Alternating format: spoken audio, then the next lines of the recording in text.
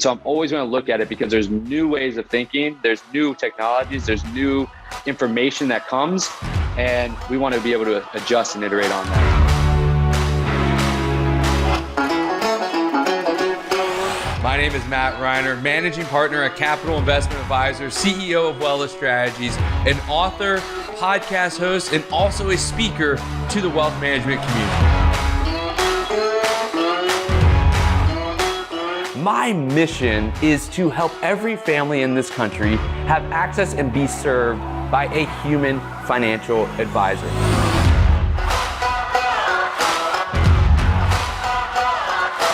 That we all have to live in the moment and not try to force progress too quickly. Let it happen and commit to a long-term strategy in your life, in your business, and in your investment portfolio. And now, your host and my dad, Matt Reiner. Welcome to the FutureProof Advisor podcast. Today, we're exploring the 3 words that could transform how your team approaches every challenge, every client interaction, and every opportunity for growth in wealth management. Here's something that might surprise you. The difference between breakthrough thinking and mental paralysis often comes down to a single word buried in how we frame our challenges. Picture this scenario. You're sitting in a conference room and someone announces it's time to brainstorm solutions for improving client onboarding. Half the room immediately tenses up. Maybe you just did tense up. Eyes dart away, and someone inevitably mutters under their breath, "I am not the creative type." Does that sound familiar? Most people believe creativity is like having perfect pitch. Either you're born with it or you're not. They've convinced themselves that innovation belongs to a chosen few, while the rest of us are destined to execute other people's brilliant ideas. But here's what I've discovered after years of running innovation labs and watching teams transform. Creativity isn't a gift bestowed upon a select few. It's a mental muscle that atrophies when we ask the wrong questions. The most innovative firms in the world, Google, IDEO, Apple, have figured out something profound. They don't start their creative sessions by asking, "What should we do?" or "Could this work?" Instead, they begin with 3 simple words that change everything. How might we? Today, we're going to unpack why these 3 words have become the secret weapon of innovation for teams everywhere.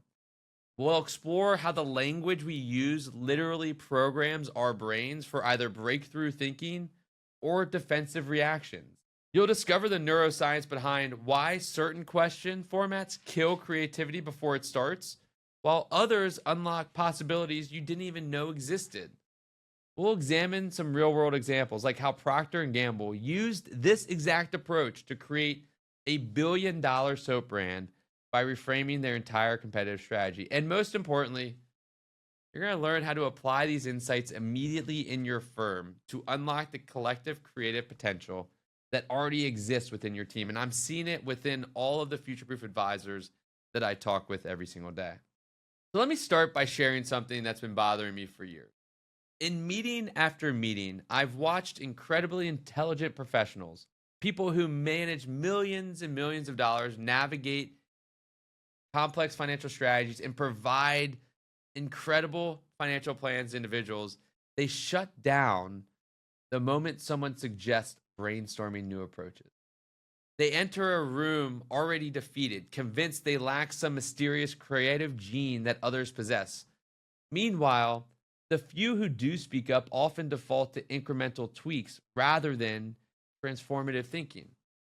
But here's what I've learned from running these innovation sessions, many of them within our firm and others. The problem isn't a lack of creativity. The problem is that we've been trained to ask questions that activate our brain's defensive systems instead of its exploratory network. When someone asks, "Should we redesign our client portal?" your brain immediately starts building a case for or against the idea. You're no longer exploring, you're defending a position. When someone asks, "Could we streamline our onboarding process?" your mind inherently shifts into student mode. frantically searching for the right answer instead of discovering unexpected possibilities. Both of these question formats slam shut the very neural pathways that generate breakthrough insight. It's like trying to have a creative conversation while wearing mental armor. And this concept hit me powerfully during one of our recent innovation labs. We had gathered 8 team members for what should have been an energizing creative session, and it was. But as always, I started by asking, how's everyone feeling? And the response was a predictable, nervous. When I asked why, the answer was equally familiar. Because I'm not creative. One individual in particular caught my attention. She'd positioned herself at the far end of the table. Shoulders were slightly hunched, avoiding eye contact, and she was already preparing to be a silent observer rather than an active participant. But we pressed forward with our process anyways. After several exercises designed to warm up their creative thinking, we moved to our final challenge, which is brainwriting. It's one of my favorite exercises, though initially awkward for newcomers. Here's how it works. We give everyone a sheet of paper with 8 blank boxes and a single challenge statement, like, how might we reimagine our new client onboarding experience? And so each person starts with their own sheet and has exactly 3 minutes to develop an idea in the first box in the top left. Then we pass the sheets clockwise, and the next person builds on that idea in the next box. 8 rounds, and then we get 8 different minds contributing to each sheet. We have 8 evolving concepts that become something none of us could have imagined individually. I watched this individual who had entered not creative transform before my eyes. In the first round, she wrote tentatively, scratching through more than she kept. But by round 3, her pen was moving with confidence. And by the final round, she was leaning forward, completely absorbed in the process. And when we finished, 8 sheets lay scattered on the table, each filled with interconnected ideas that had evolved far beyond anyone's original concept. Then this individual said something that stopped the entire room, and it will never be forgotten by me. This is so strange, they said. Every single box I wrote in felt terrible when I was writing it. But looking at all these together, and then she paused, studying the sheets with genuine wonder, she said, these ideas are actually brilliant.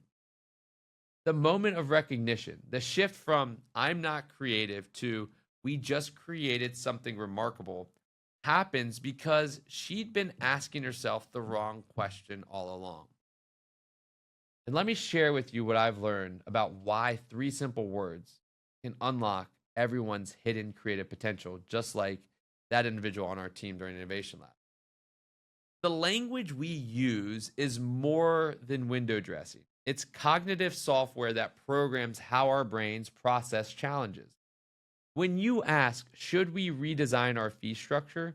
You're activating what neuroscientists call your brain's judgmental convergent thinking mode.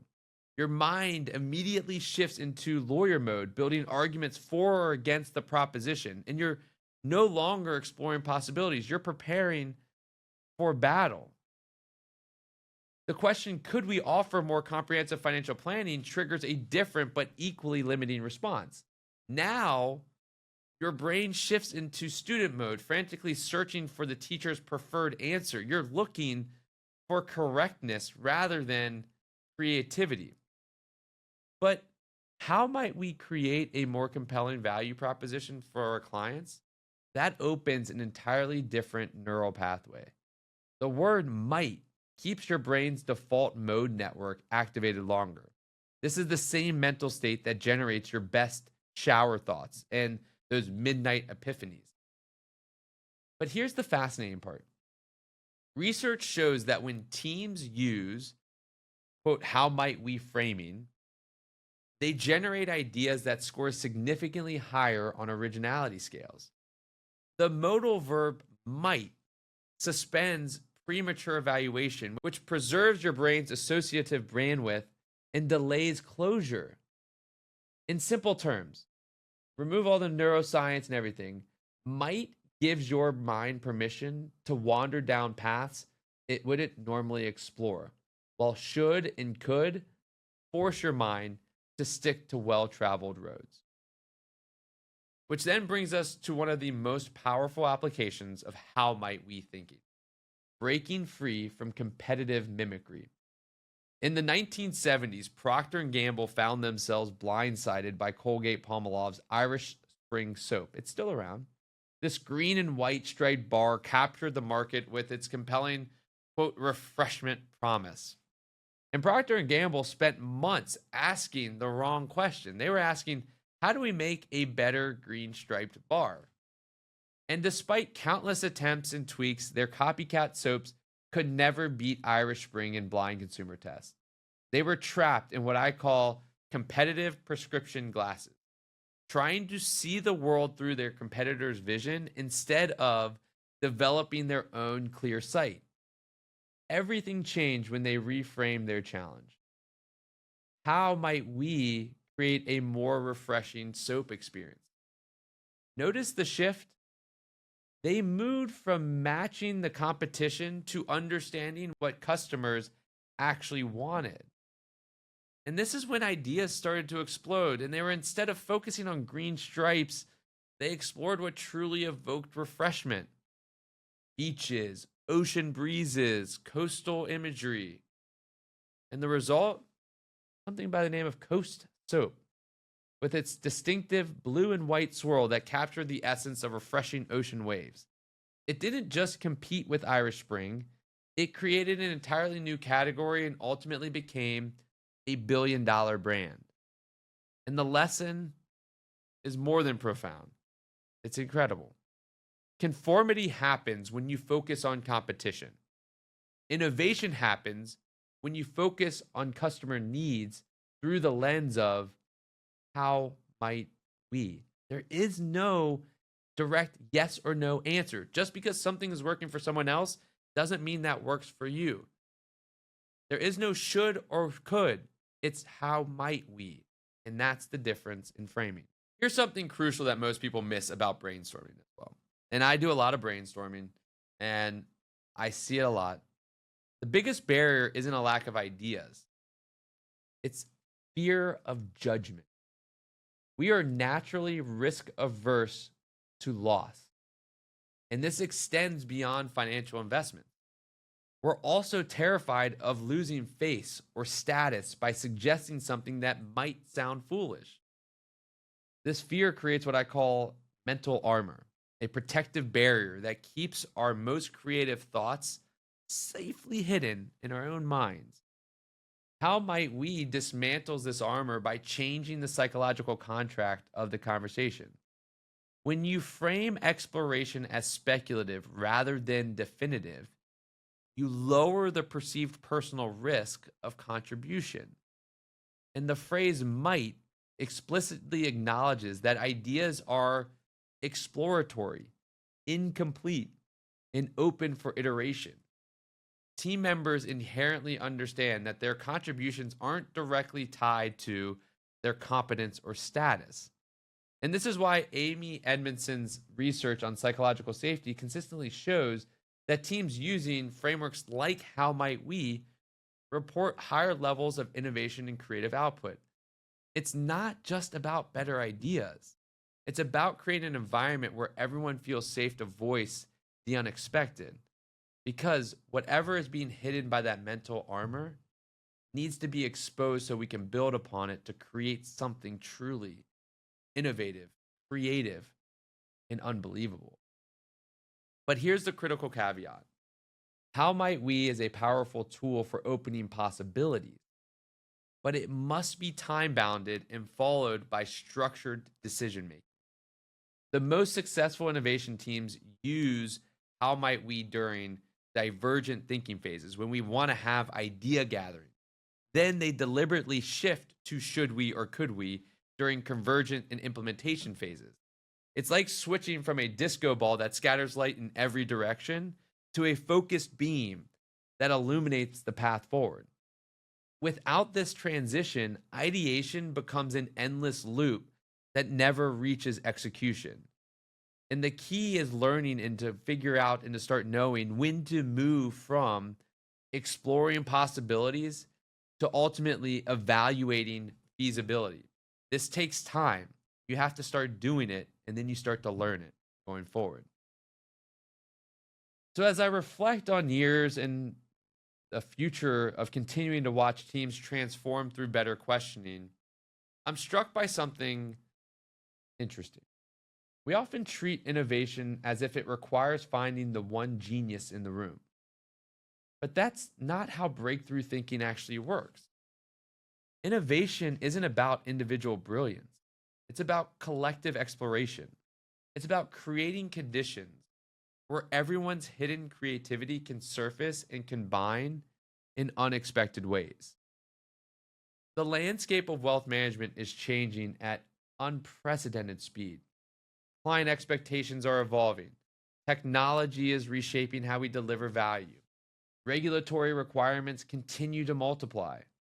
The firms that will thrive, the FutureProof Advisor, aren't those with the smartest individual advisors. They're the ones that unlock the collective creative potential of their entire team. What if the next breakthrough in client experience isn't waiting to be discovered by some external consultant or industry thought leader? What if it's already present in the combined wisdom of your team, just waiting behind better questions? The most successful advisors and firms that I know have learned something that seems almost too simple to be true. Changing how you ask questions changes everything that follows. We've talked about this with relationships, now to innovation. It's all surfaced behind great questions.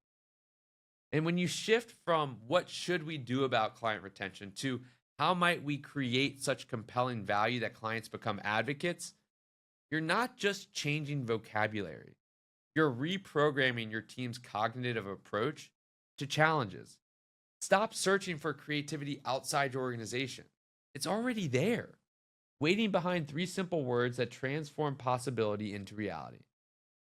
And so my challenge to you is the next time your team faces an impossible challenge or an unbelievable opportunity, remember, you're not looking for the answer.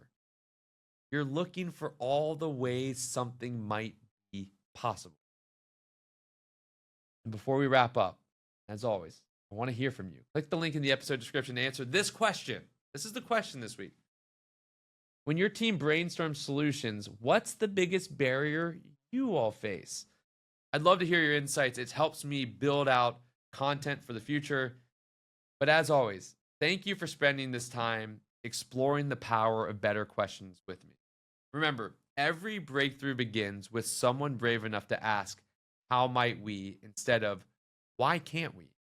Be sure to share this with others on your team. And if you enjoyed the episode, like it so others can benefit from the content as well. Now it's time to go out there and be part of the change that betters our industry. So go become a future-proof advisor. Stay well, be well, and keep on exploring.